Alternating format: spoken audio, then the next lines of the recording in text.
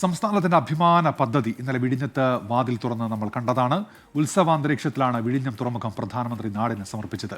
വിഴിഞ്ഞം അന്താരാഷ്ട്ര തുറമുഖം നാടിന്റെ മുഖച്ഛായ മാറ്റാൻ ഒരുങ്ങുമ്പോൾ അവഗണിക്കപ്പെട്ട ഒരു തുറമുഖ പദ്ധതിയുണ്ട് ആലപ്പുഴ ആർത്തുങ്കലിൽ.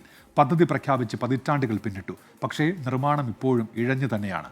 ആർത്തുങ്കൽ തുറമുഖം വേഗത്തിൽ പൂർത്തിയാക്കണമെന്നാവശ്യപ്പെട്ട് സത്യഗ്രഹ സമരം ആരംഭിച്ചിരിക്കുകയാണ് മത്സ്യത്തൊഴിലാളികൾ.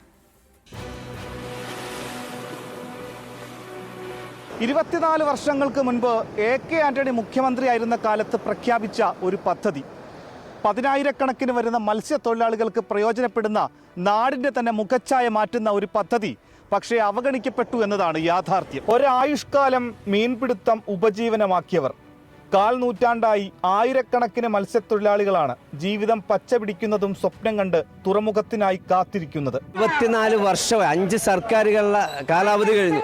ഒരു അടിസ്ഥാന ജനവിഭാഗം, നമുക്കറിയാം ആലപ്പുഴ ജില്ലയിൽ ഹാർബറുകളില്ല. നിലവിൽ ഒരു ഹാർബറും ഇല്ലാത്തതിൻ്റെ പശ്ചാത്തലത്തിലാണ് അന്നത്തെ മുഖ്യമന്ത്രി AK ആന്റണി ആർത്തുങ്കൽ ഹാർബർ പ്രഖ്യാപിക്കുന്നത്. പക്ഷേ ഞങ്ങൾ നിരന്തര സമരങ്ങൾ, ഇടപെടലുകൾ നടത്തിയിട്ട് അടിസ്ഥാനപരമായ ഒരു ജനവിഭാഗത്തിൻ്റെ തൊഴിൽ സുരക്ഷ, സാമ്പത്തിക സുരക്ഷ, സാമൂഹിക സുരക്ഷ ഉറപ്പാക്കുന്ന ഒരു പദ്ധതിയാണ്.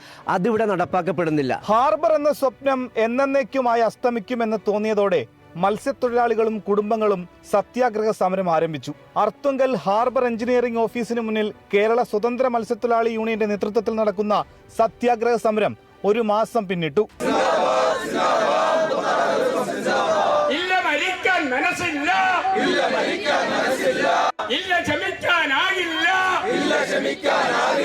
കഞ്ഞിവെച്ചും കപ്പ പുഴുങ്ങിയും അവർ പ്രതിഷേധിച്ചു.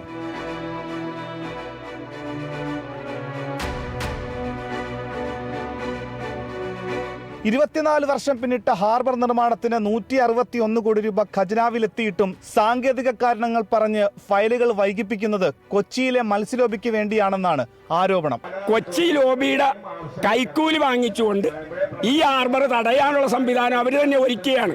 കാരണം ഈ ഹാർബറിന്റെ പണി തീർന്നാൽ കൊച്ചിയിലെ 70% വള്ളവും കൊച്ചിയിൽ അടുക്കുന്നതല്ല ഇവിടെയാവും.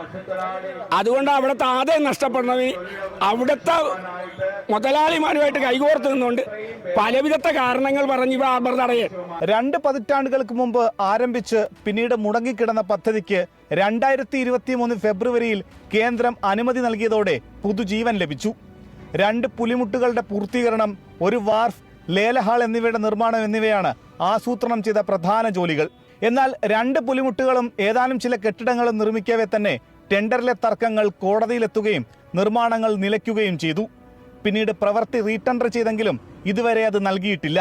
ആ AK ഉപേക്ഷിച്ചിട്ട് പോയത് കഴിഞ്ഞിട്ട് മറ്റു മാറി CPIയുടെ മന്ത്രി തന്നെ തിരുവല്ലോത്തമൻ 3 പ്രാവശ്യം വന്ന് അങ്ങയുടെ ആളാണ് ഇപ്പോഴത്തെ മന്ത്രി വന്നിരിക്കുന്നത്. ഇത് കഴിഞ്ഞ് ഞങ്ങൾക്ക് ഒരു പ്രവർത്തനം ചെയ്തിട്ടില്ല. അത് കഴിഞ്ഞിട്ട് ശൈലാന ഹാർബർ ഉദ്ഘാടനം കഴിഞ്ഞ് ഇത് കഴിഞ്ഞിട്ട് ഇപ്പോൾ നമ്മുടെ ചെത്തിയുടെ പ്രവർത്തനം തീരാൻ പോണു. അത് തോമസ് ഐസക്കിൻ്റെ പ്രവർത്തനത്തിൽ ഇന്ന് ഈ ഭയങ്കര വണ്ടിയൊക്കെ എല്ലാം അടിച്ചുകൊണ്ടിരിക്കുന്നത്. എല്ലാ ദിവസവും 20, 25, 30 വണ്ടി രാത്രിയും പകലും വന്നുകൊണ്ടിരിക്കുകയാണ്. അതുകൊണ്ട് പണി തീരാൻ പോണു. എന്നിട്ട് ഞങ്ങളുടെ ഈ അർത്തുങ്കൽ പ്രവർത്തനം ഒന്നും നടന്നിട്ടില്ല. സംസ്ഥാനത്ത് തന്നെ ഏറ്റവും കൂടുതൽ തീരദേശമുള്ള ജില്ലയാണ് ആലപ്പുഴ. എന്നാൽ കായംകുളം മുതൽ അരൂർ വരെയുള്ള 80 കിലോമീറ്റർ ദൂരത്തിൽ മത്സ്യബന്ധന തുറമുഖങ്ങളില്ല. ഇവിടുത്തെ മത്സ്യത്തൊഴിലാളികൾ തങ്ങളുടെ ബോട്ടിൽ കടലിൽ പോകാൻ എറണാകുളത്തെ വൈപ്പിനിലേക്കും ചെല്ലാനത്തേക്കും പോകണം. അതിരാവിലെ കടൽ പ്രക്ഷുബ്ധമാണ്. തിരമാലകളെ ചെറുത്ത് കടലിലൂടെയുള്ള യാത്ര അത്യന്തം സാഹസികവും ദുസ്സഹവും.